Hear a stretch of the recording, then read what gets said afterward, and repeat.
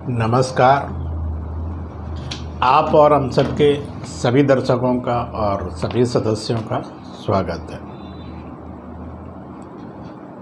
आज हम जिस विषय पे बात करने जा रहे हैं वो भी ज्योतिष की एक बहुत ही महत्वपूर्ण अवधारणा है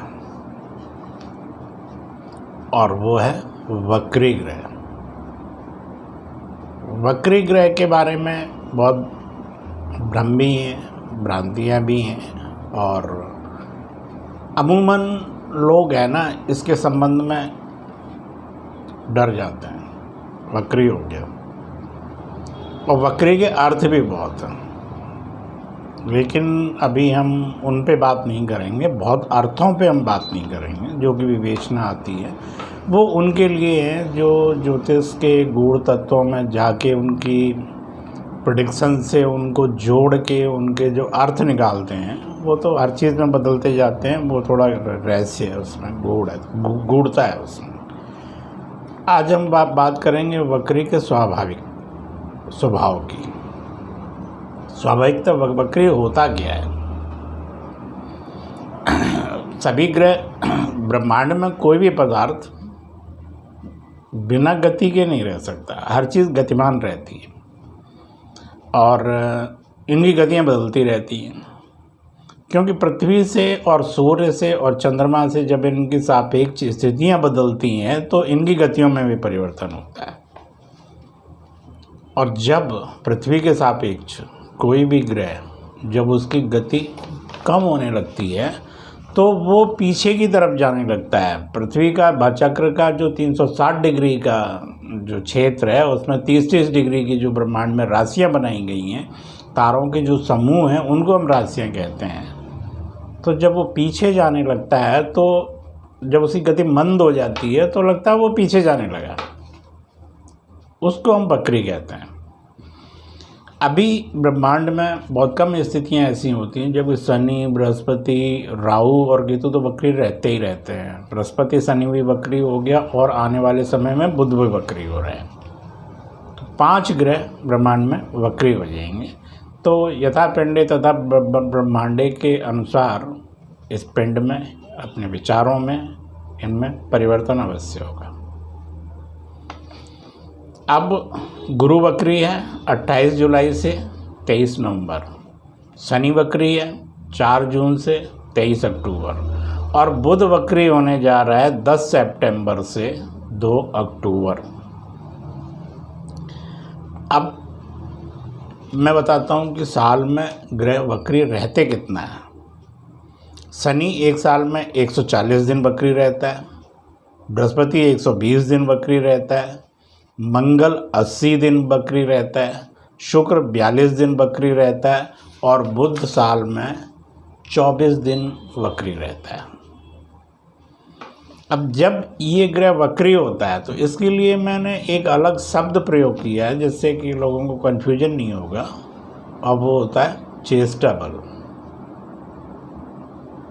क्योंकि जब इनकी गति मंद हो जाती, जिन डिग्रियों से ये आगे जा रहा था उनसे फिर पीछे जाएगा, फिर उनसे जब निकलेगा तो किन्हीं किन्हीं घटनाओं में आपको 3-3 अवसर मिलेंगे। इस तरह से अच्छा होता है। लेकिन जब आदमी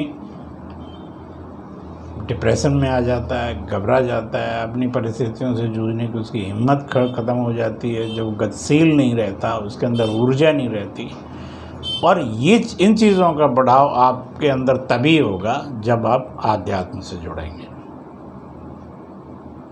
जब तक श्रेय और प्रेय की स्थिति में श्रेय आप लेते रहेंगे तब तक आप मजबूत नहीं हो सकते। जब श्रेय आप देना शुरू कर देंगे तो आप मजबूत हो जाएंगे। और इसीलिए इन ग्रहों की सूक्ष्म गतियों को हम कहते हैं, हमने शब्द लिया चेष्टा बल, यानी ग्रह का चेष्टा बल बढ़ जाता है। मन में, विचारों में सक्रियता बढ़ जाती है और इस सक्रियता और क्रियात्मकता और वैचारिकता, इन दोनों में सामंजस्य बनाने में आध्यात्म ही एक ऐसा साधन है जो इनमें समन्वय बनाता है।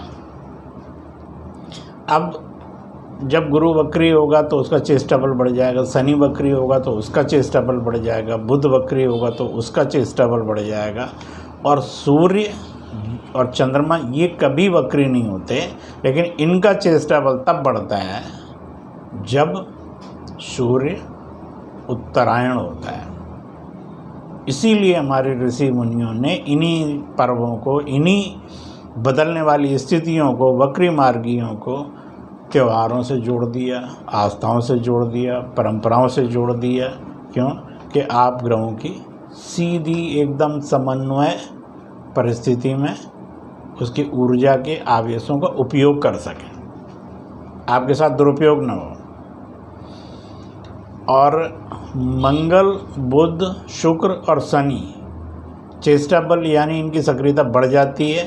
और जब ब्रह्मांड में तब भी इनकी बढ़ती है जब इन ग्रहों की, मंगल, बुध, शुक्र, शनि की, ये भले मार्गी हों, वक्री न हों, लेकिन जब इनकी चंद्रमा से युति होती है तब भी चेष्टा बल बढ़ जाता है। और जब शनि की 7.5 लगती है और जैसे जैसे ये चंद्रमा के नज़दीक शनि जाता है तो वो 7.5 साल का पीरियड होता है। उसमें सबसे मूल जो आपके नक्षत्र के, आपके बिल्कुल चरण से निकलने वाला समय होता है, वो भी 90 दिन का होता है। तो इनसे चेष्टा बल बढ़ता है। जब ग्रह का चेष्टा बल बढ़ता है तो राज्य से लाभ मिलता है, आदर भी मिलता है, द्रव्य मिलता है, यश की प्राप्ति होती है, करा देता है। लेकिन बिना पुरुषार्थ के, बिना बागी की सहायता के ये सब चीज़ें फलित नहीं होती। यही ज्योतिष में एक अध्ययन करने वाली बात होती है कि आपकी कुंडली में किन ग्रहों की क्या स्थितियां हैं, वक्री हो रहा है तो वो किस स्थिति में है, वक्रता में वो क्या करेगा। अगर वो खराब जगहों पे वक्री हो रहा है, नेचुरल है कि दुष्प्रभाव, उसकी दुष्प्रवृत्तियाँ बढ़ेंगी। दुष्ट चेष्टा बल नेगेटिव बढ़ेगा कि चेष्टा बल पॉजिटिव बढ़ेगा। ये ज्योतिष के अध्ययन से मिलता है, सभी ग्रहों के समानुपात में देखने से मिलता है। और इस ग्रह के साथ एक बात और विशेष होती है कि ग्रह अगर आपकी उच्च राशि में है और वो वक्री हो रहा है तो वो फल नहीं दे पाएगा। आपकी जन्म कुंडली में, लग्न में और नवांश में, दोनों में ग्रह उच्च का है और वक्री हो रहा है, वो अच्छे फल देगा। और किसी अनिष्ट ग्रहों में है तो भी वो अच्छे फल नहीं दे पाएगा, फलों में कमी आ जाएगी, लेकिन फल तो देगा। अब ऐसा नहीं है कि ये हमारे भारत के ऋषि मुनियों ने तो बनाया था इसको, लेकिन इनके अध्ययन विदेशों में भी बहुत होते हैं, वहाँ के भी बहुत एस्ट्रोलॉजर्स हैं।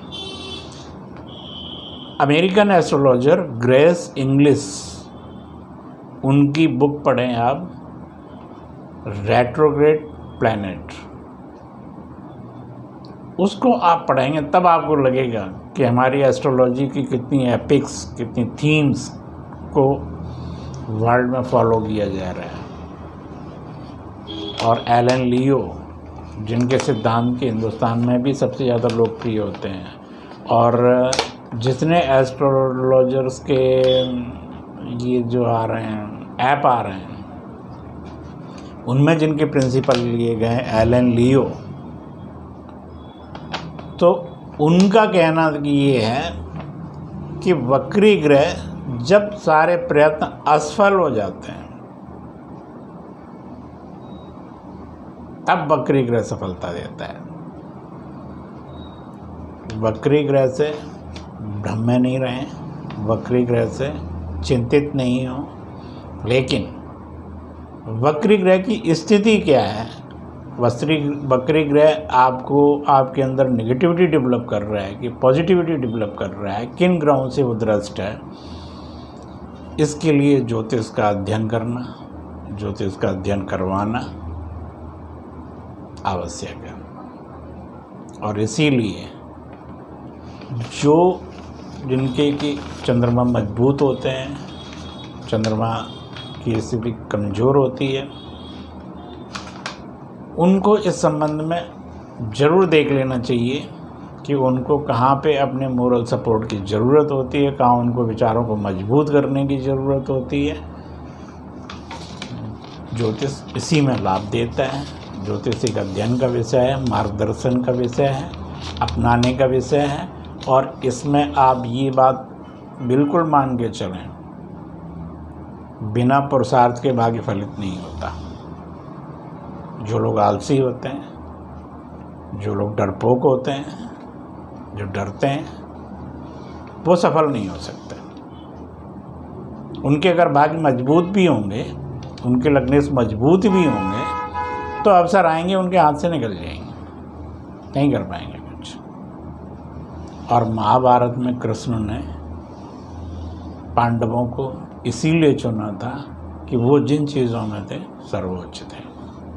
उनके अंदर धैर्य भी था, प्रबलता भी थी। और इन्हीं सब का समन्वय हमारे ऋषि मुनियों ने ज्योतिष के विज्ञान का इतना सरलीकरण किया था कि वक्री ग्रहों से लेके मार्गी होने के बीच में, जब वक्री मार्गी होता है उस टाइम इनकी ऊर्जा बड़ी प्रबल होती है। जब ग्रहण काल होता है तब इनकी ऊर्जा बहुत प्रबल होती है। जब सूर्य दक्षिणायन उत्तरायण होते हैं तब इनकी ऊर्जा बहुत प्रबल होती है। जब ग्रह चंद्रमा से युति करता है उस समय इनकी ऊर्जा बहुत प्रबल होती है। इन्हीं प्रबल ग्रहों का लाभ उठा के और मुहूर्त विज्ञान के द्वारा आदमी अपने जीवन में सफलताएं निश्चित करता है।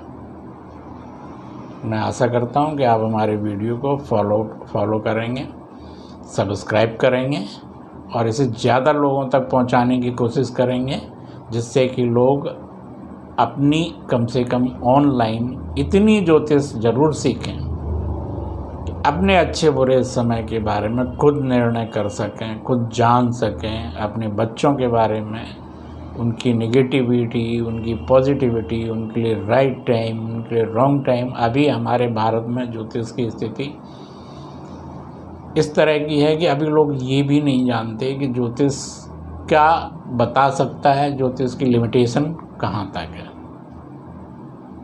हमारी संस्था आप और हम सब इसी के लिए प्रयास करती है। इसीलिए ज्योतिष के बारे में जो वक्री ग्रह, जो इसकी टर्मिनोलॉजी होती है, जो इसके टर्म्स होते हैं, मैं उनको अपने वीडियोस के द्वारा बताने की कोशिश करता हूँ। और बहुत जल्दी हम नक्षत्रों के बारे में और राशिफल शुरू करने जा रहे हैं। नमस्कार, धन्यवाद।